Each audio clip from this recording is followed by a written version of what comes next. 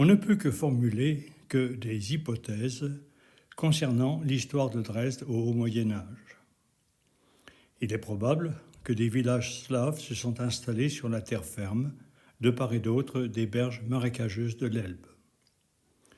La première mention écrite du nom de Dresde apparaît dans l'acte final d'un document de 1206. Une carte dessinée en 1893 pour cette date de 1206 montre la topographie de ce qui aurait pu être Dresde à cette époque. Outre les villages, elle montre qu'existerait à cette époque un pont traversant l'Elbe ainsi qu'un fort à proximité de ce pont. Selon cette carte, la construction du pont aurait donc précédé la création de la ville. L'origine de ce pont doit être recherchée dans la présence, un peu au nord, de l'antique Via Regia, une route ouest-est menant depuis Kiev jusqu'à Saint-Jacques-de-Compostelle et passant par Leipzig, Francfort et Mayence. Cette voie était à la fois un chemin de pèlerinage et une route commerciale. Ainsi, selon cette interprétation, le pont de Dresde pourrait servir à relier le piémont des monts métallifères à la Via Regia. Une source documentaire de grande importance est tirée du Codex Diplomaticus Saxonae Regia. Ce document, daté du 21 janvier 1216, mentionne une reconnaissance officielle d'un don fait par des particuliers à l'Église par le margrave Thierry, qui fut à la tête du margraviat de Misny de 1195 à 1221. À la fin, ce document comporte en effet la formule suivante: Acta send in civitas Dresdenae. Le terme de civitas correspond généralement à une ville entourée de remparts. On peut penser que c'était le cas à Dresde à cette époque. Ainsi, selon ce document, la fondation de Dresde en tant que cité fortifiée daterait du début du XIIIe siècle. Par contre, il est impossible de connaître sa topographie. L'auteur des cartes de Dresde de 1893 s'y est pourtant essayé. Il a dessiné une ville pourvue d'une place centrale, aux rues se coupant à angle droit et entourée d'un rempart précédé d'un fossé. Il est probable que cet auteur a dû s'inspirer pour réaliser cette carte de documents du XVIe siècle. Le premier est un dessin réalisé à partir d'une maquette en bois que l'on peut dater des années 1519-21. Ce dessin montre d'abord la structure du rempart. Il comporte une double muraille. La muraille intérieure pourrait correspondre au premier rempart du XIIIe siècle. En avant est établi un chemin de circulation appelé en allemand Zwinger. Le rempart est percé de 5 portes. Au premier plan est située la double porte appelée Seetor. Face à cette porte se trouve une porte à l'architecture prestigieuse appelée Elbe-Tor. Cette seconde porte est située en arrière des berges de l'Elbe, car celles-ci sont marécageuses. Les dernières piles du pont sont construites sur cette zone marécageuse. Un château jouxte la porte de l'Elbe. Lorsque les margraves de Misny prirent possession de Dresde vers 1400, ils transformèrent le castrum, destiné à commander le pont, en résidence princière. Le château comporte 4 ailes autour d'une cour centrale. Au coin nord-ouest se dresse une haute tour, encore existante, appelée Hermannsturm. Le dessin montre quelques aspects de l'organisation urbaine. Une rue centrale, la Schloss Gasse, relie l'Elbe-Tor au Seetor en passant par une vaste place rectangulaire appelée Marktplatz. Sur cette place est construit le Rathaus où siège le gouvernement de la ville. Dresde, en effet, a été élevé à la dignité de ville en 1403. Parmi les autres caractéristiques de la cité, on peut aussi noter un couvent des Carmes déchaussés et une église appelée Kreuzkirche. Une autre église, la Frauenkirche, se trouve à l'extérieur de la ville, dans un quartier situé entre le rempart et l'Elbe. On retrouve dans la ville actuelle une grande partie des monuments et places que je viens de décrire. Le second document décrivant Dresde est une carte Tanto-Vec datant de 1680 et présentant la situation de Dresde en 1529.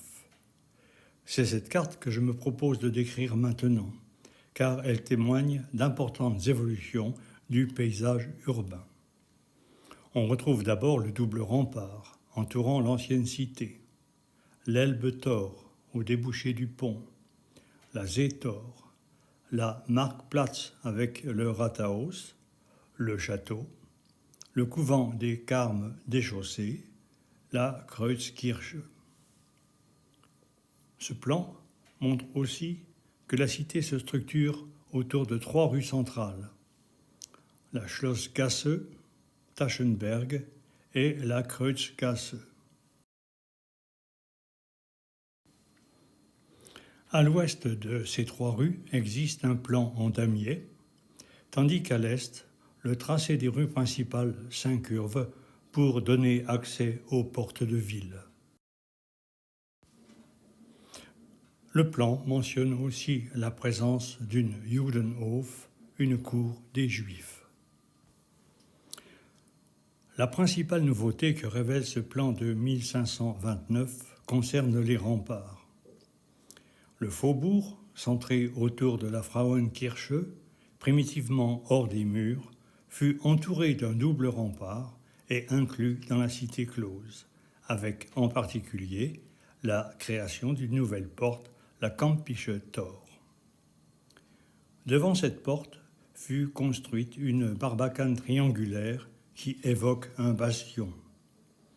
Des bastions furent également construits aux angles sud-est et sud-ouest et en avant de la Wiesdorfer Tor afin d'adapter le rempart à l'utilisation de l'artillerie. Enfin, la carte de 1529 montre que les côtés sud et ouest étaient entourés de plans d'eau qui établissaient une protection supplémentaire de la ville. La carte suivante, datant de 1591, montre de nouvelles transformations du plan de Dresde. D'abord, le rempart est, séparant autrefois la ville primitive du faubourg, a été démoli avec création d'un vaste espace appelé Neumark, incluant le Judenhof. En bordure de cette nouvelle place subsiste la Frauenkirche, ainsi qu'un hôpital, un moulin à vent et plus loin un vaste arsenal. Un autre ensemble s'est aussi développé à l'emplacement de l'ancienne muraille, à l'est de la résidence, avec création de vastes écuries précédées d'une piste d'évolution pour les chevaux et d'une chancellerie. De même, la porte d'entrée vers la Schlossgasse fut reconstruite et développée jusqu'au niveau du pont. Quant au château proprement dit, sa superficie fut doublée vers l'ouest, en sorte que l'Hermannsturm, qui occupait un des angles de la façade, fut désormais situé au centre de cette façade nord.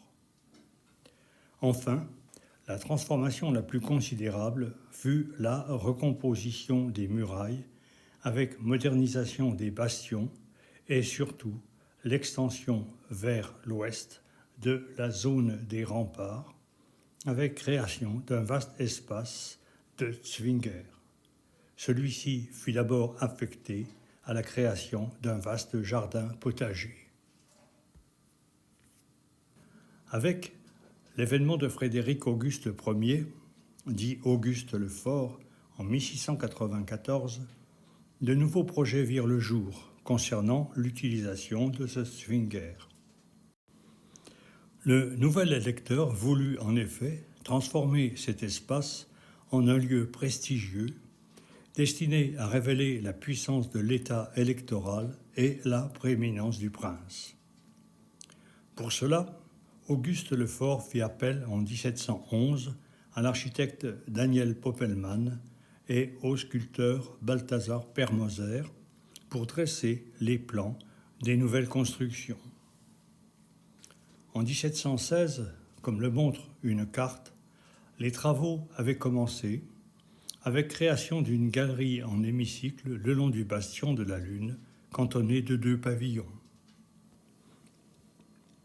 Pourtant, pour Auguste le Fort, le temps pressait. Il voulait en effet organiser d'importantes festivités pour le mariage de son fils, le futur électeur Frédéric Auguste II, et de Marie-Joseph d'Autriche, prévu en 1519. Au moment de cet événement, seule la galerie sud, le long du fossé en eau, fut bâtie dans le prolongement des bâtiments déjà construits antérieurement. Pour le reste, il fallut se contenter de bâtiments provisoires en bois. Des images des festivités organisées lors de ce mariage, et en particulier du carrousel des 4 éléments où le prince électeur parut en tant que personnification du feu, montrent la somptuosité baroque des premières réalisations.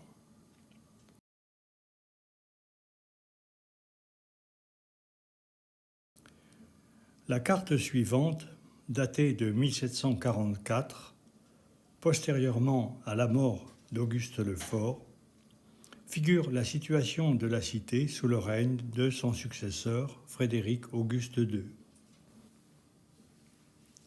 Elle montre d'abord que l'ensemble, appelé actuellement Zwinger, est terminé, à l'exception toutefois de l'aile nord-est. Cela résulte de la volonté d'Auguste le Fort de continuer les constructions jusqu'à l'Elbe, avec création de cours, de jardins et de palais. Le projet fut cependant abandonné faute d'argent. Ce plan montre aussi que 2 églises nouvelles avaient été édifiées. La Frauenkirche sur la Neumark fut reconstruite, tandis qu'une église catholique fut bâtie sur la place située devant le palais électoral. Cette construction d'une église catholique dans un état protestant résulte de la conversion d'Auguste le Fort au catholicisme en 1697 afin de pouvoir prétendre à la couronne polonaise. Cependant, afin de ne pas heurter la susceptibilité de ses sujets, Auguste le Fort n'osa pas construire une église catholique dans la ville et se contenta d'une chapelle dans son palais.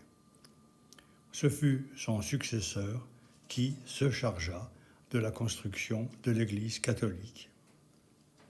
Le plan montre enfin qu'Auguste le Fort érigea le quartier qui s'était développé sur la rive droite de l'Elbe en Neustadt avec un projet urbanistique d'envergure. À cette époque, la ville devait avoir fière allure. C'est en particulier ce que montre une peinture de Bernardo Bellotto de 1765. Elle montre le pont ainsi que la Frauenkirche, la cathédrale catholique et l'Hermannsturm, signalant l'emplacement du palais électoral. La cité ancienne fut en grande partie détruite en 1945. Elle fut fidèlement reconstruite selon le style ancien. C'est ce que je montrerai dans ma 3e vidéo consacrée à une promenade dans le centre ancien de Dresde.